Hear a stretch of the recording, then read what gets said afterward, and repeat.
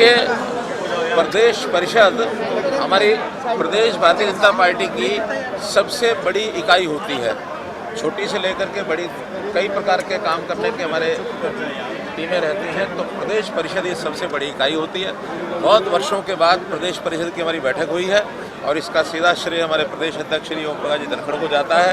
इन्होंने अपनी पूरी टीम को पहली बार प्रदेश परिषद के नाते से बुलाया। बहुत उत्साह था।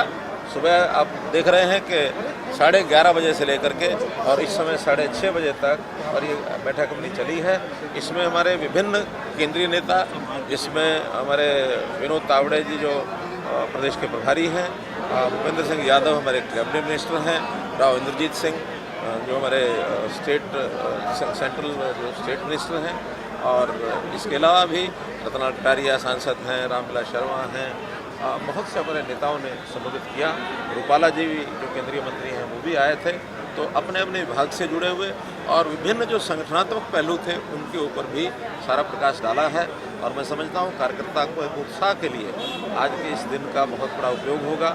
हम हर 3 वर्ष के बाद आगे भी प्रदेश परिषद किया करेंगे, ऐसे हमारे प्रदेश अध्यक्ष जी ने कहा है। तो हर 3 साल के बाद ये बैठक हम करेंगे और बजाय 1 दिन के इसको आगे 2 दिन की भी किया करेंगे।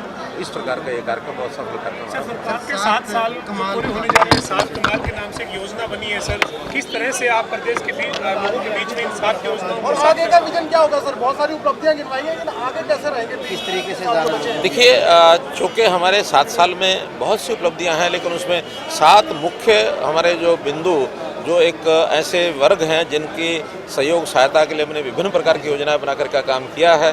महिलाओं के लिए किया, किसानों के लिए किया, युवाओं के लिए किया। तो ऐसे उसमें एक 7 का अर्थ ही है कि 7 साल में 7 विषय रखे जाएं।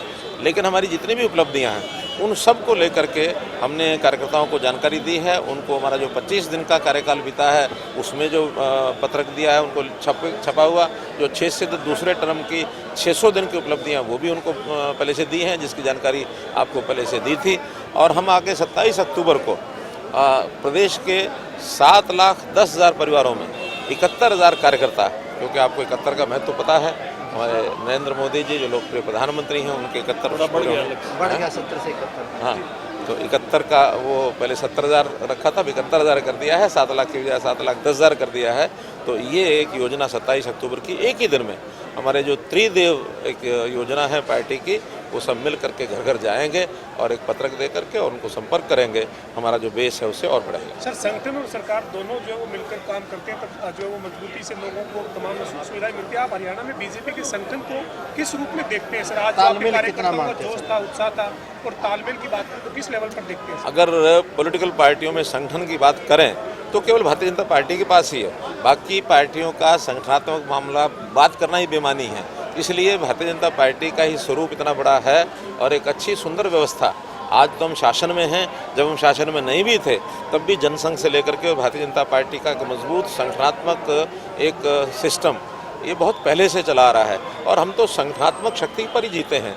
बाकी जो पार्टियां हैं वो तो अपने परिवारवाद के ऊपर अपने कुछ ना कुछ पहलू ऐसे लेकर के चलते हैं, कोई उल्टा सीधा मुद्दा लेकर चलते हैं, कुछ नेताओं की जो उनकी ताकत होती है उसको मिला करके चलते हैं। हमारे ऐसा नहीं है, संगठन की ताकत होती है और सबसे बड़ी ताकत होती है। दूसरा, उसके अंदर हमारा विचार का जो प्रभाव होता है वो पंडित दीनदयाल जी उपाध्याय, डॉक्टर श्यामा प्रसाद मुखर्जी, अटल बिहारी वाजपेयी, लालकृष्ण आडवाणी, कुशाभाऊ ठाकरे, अपने भंडारी जी, ये सारे ऐसे व्यक्तित्व हुए हैं जिन्होंने इस संगठन को जनसंघ से लेकर के और भारतीय जनता पार्टी तक सींचा है। उस विचारधारा का ही, उस सिद्धांतों का ही एक प्रभाव है कि हमारा कार्यकर्ता एक मजबूत होता, अडिग होता, अपने लक्ष्य को, अंत्योदय के लक्ष्य को लेकर के और सदा हमेशा काम में लगा रहता है। बैठक हुई है, कुछ नेताओं ने कार्यकर्ताओं की बात कही। राव इंद्रजीत सिंह ने भी कहा कि कार्यकर्ताओं की बात सुनी जानी चाहिए, अफसरों की बजाय कार्यकर्ताओं को तरजीह दी जानी। देखिए, हम कार्यकर्ताओं की बात सुनते हैं, खूब सुनते हैं। नीचे लेवल पर हमारी बैठकें होती हैं, जैसे लगातार कार्यकर्ताओं के भरोसे पर ही हमने सारे कार्यक्रम किए। हमारी जो मंडलों की बैठकें हैं, सब 300 से लगभग मंडल हैं, उनकी बैठकें हुई, त्रिदेव सम्मेलन हुए। हम तो बूथ लेवल पर भी जाकर के कार्यकर्ता की बात सुनते हैं। प्रतिदिन संवाद चल रहा है, अभी जो संवाद चलता ही है। हाँ, इसका मतलब ये नहीं है कि हमने सरकार का जो सिस्टम है उस सिस्टम को नकार करके, उसे दूरियां बना करके, उसको गालियां दे करके चलना, ऐसा नहीं है। आखिर हमारी जितनी योजनाएं हैं, योजनाएं हमारी हैं, विचार हमारा है, उनको फलीभूत करने के लिए तो अधिकारी काम करते हैं, तो अधिकारियों से भी काम लेना, ये भी एक सिस्टम है सरकार का। कार्यकर्ताओं की बात सुनना और उसके अनुसार फिर उनकी जो समस्याएं है उसका निदान करना।